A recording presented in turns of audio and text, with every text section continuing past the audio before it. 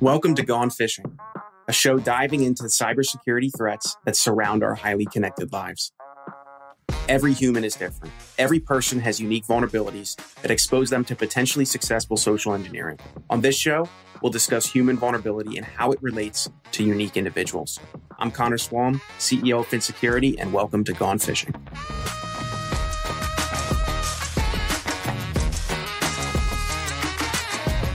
Hey everyone, back again. I'm Connor, and thank you for phishing with me today. Last episode, I unpacked security awareness training. So if you haven't listened to that episode and you don't know what security awareness is, then you might want to go back and check that out. Because today I'm going to talk about why is security awareness important. Hint, it's important to everybody, but specifically, why is it important to not only individuals, but for what we call MSPs. That's who we serve at Phin. I will give everyone listening the TLDR right now. Why is it important and why should it matter to you? Because simply put, when done well, it reduces the risk that a breach occurs. And for you cybersecurity folk listening, the one thing that keeps you up at night, that gives you heartburn, that has you chewing those Tums or whatever you do to get rid of your heartburn and soothe your anxiety, the one thing that keeps you up is that a breach is happening or has happened and you haven't recognized it. So the TLDR is it helps prevent some of that. But let's actually dive into it. So people in general, one of the things we've talked about on the previous podcasts, are uniquely vulnerable to social engineering. And that unique style, flavor, whatever you'd like to call it, of vulnerability changes as the world changes around them. As things in politics become unpopular or popular, as world events occur, as companies come out with new products to sell, as employees that people work with change, as their own employment changes, as they have life events. All of that changes the things that a person might uniquely be vulnerable to.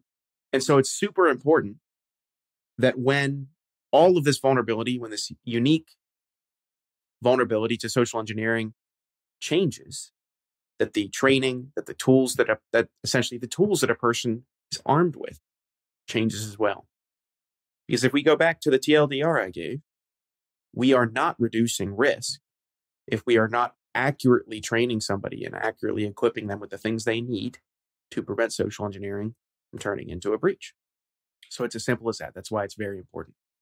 So I could end the podcast right here, but what use would that be, right? So we're going to go through the pitfalls of a bad awareness training program. I'm going to go through not only examples I have from my own experience so far as the founder of Phin, but I want to go through some of the things that I have heard about before and why they might be actually removing progress and not creating additional security. So some of the pitfalls of a bad SAT program are essentially that the employees at your company hate, and I use that word sparingly in real life, but there are a lot of employees I talk to that absolutely hate the cybersecurity team at their company or at the MSP that serves them.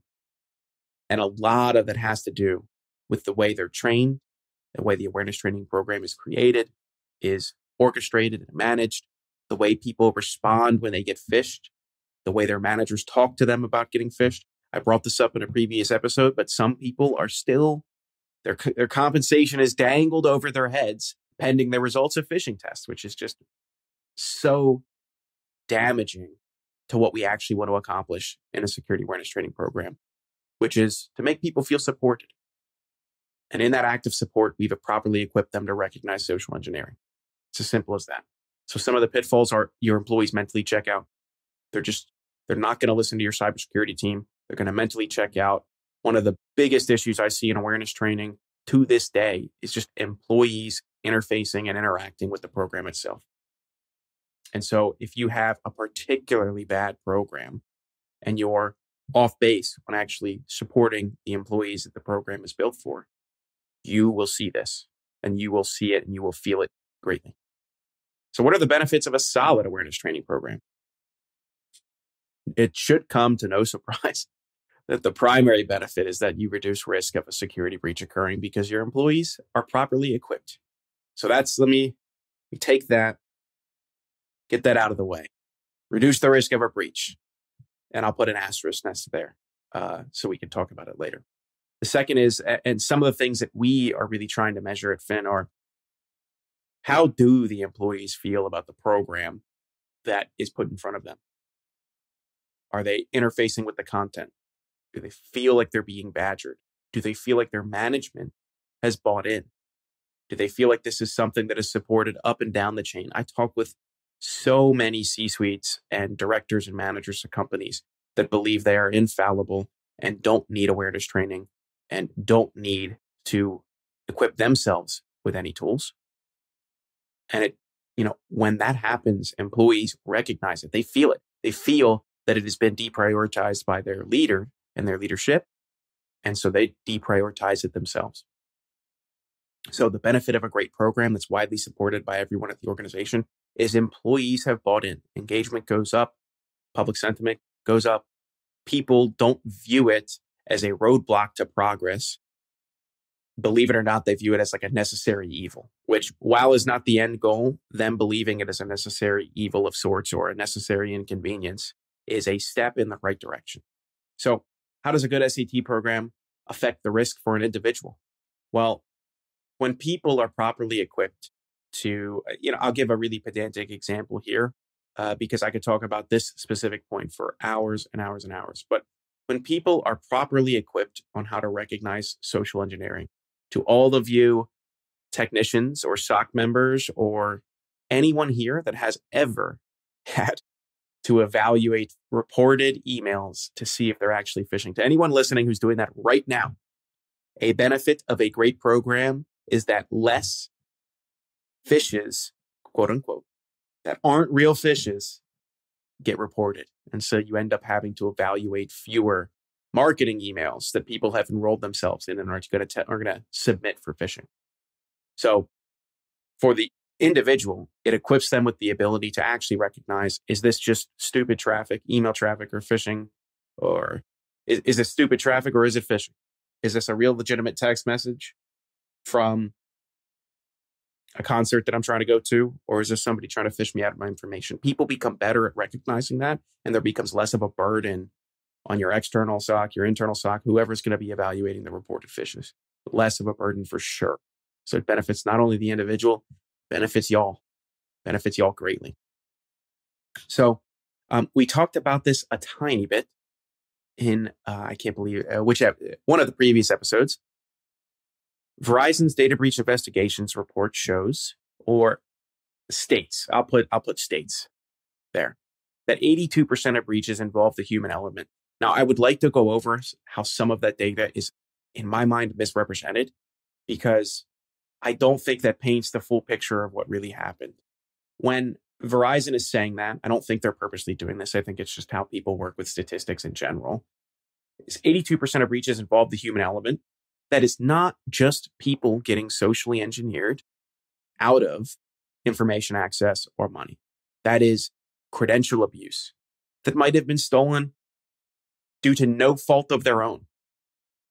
If you want to see an example of this, I was just reading about LastPass's incident where one of their DevOps engineers got hacked. Go read that. It's very, very, very interesting.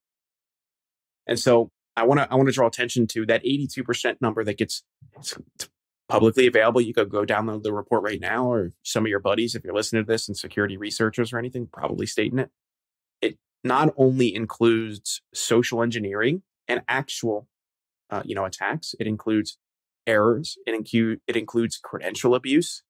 And some of that, I'd have to actually dive in and do a little work on, what amount of it. Some of that isn't attributable to a human making a mistake or a human not knowing what to do. At the end of the day, though, if a person's credentials are abused, there remains to be seen. I won't say always, but a person is at some level liable for their credentials being abused at some level. I won't say all the time, but I can't think of anything off the top of my head that would prevent that. So, final thoughts on why SAT is more important. This is, I'll wrap this up kind of with a philosophical belief that I have.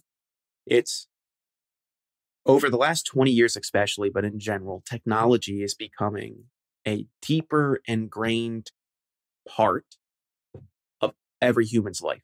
You can't be effective. You can't be a contributing member of society almost without a smartphone these days. Now, I know that there are a few folks listening to this right now who still have the flip phone, and they still have to press 3 buttons to get one letter. Yes, I am old enough to have texted like that. But at some level, technology continues to be pervasive in our lives, and it's only becoming more pervasive.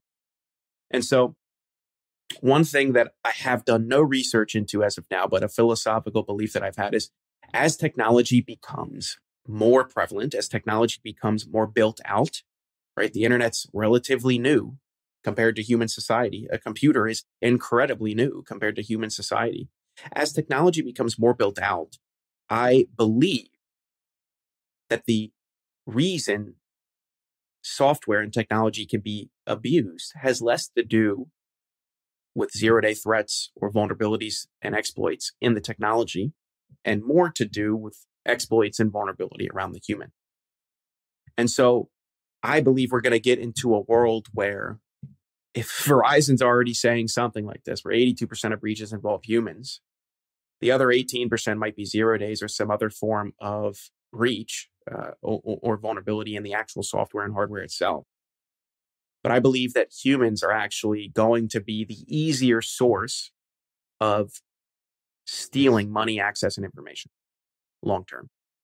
So equipping humans with the ability to recognize it before it becomes a problem is going to be paramount to fighting the good fight, as I say.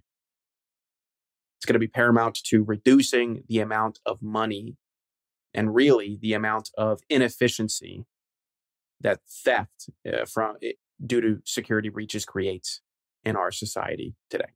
So that's why it's going to be really important. Is humans, in my mind, are going to be more, not necessarily responsible, but they're going to be the easier source of access.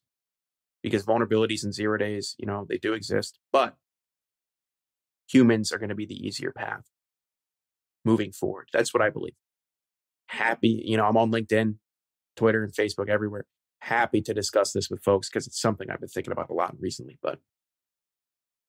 So thank you so much for listening. I hope that was super helpful to y'all. And I hope now you see a little bit about the importance of awareness training and maybe why it should be applicable to you and your business. In episode 1, I mentioned that I'll be bringing on experts to help discuss some topics that maybe I don't have any expertise in. So on the next episode, I'm going to make good on that promise, and I'm going to bring in self-proclaimed dictator, one of my best friends, and a cyber insurance wizard and a cybersecurity practitioner, Wes Spencer.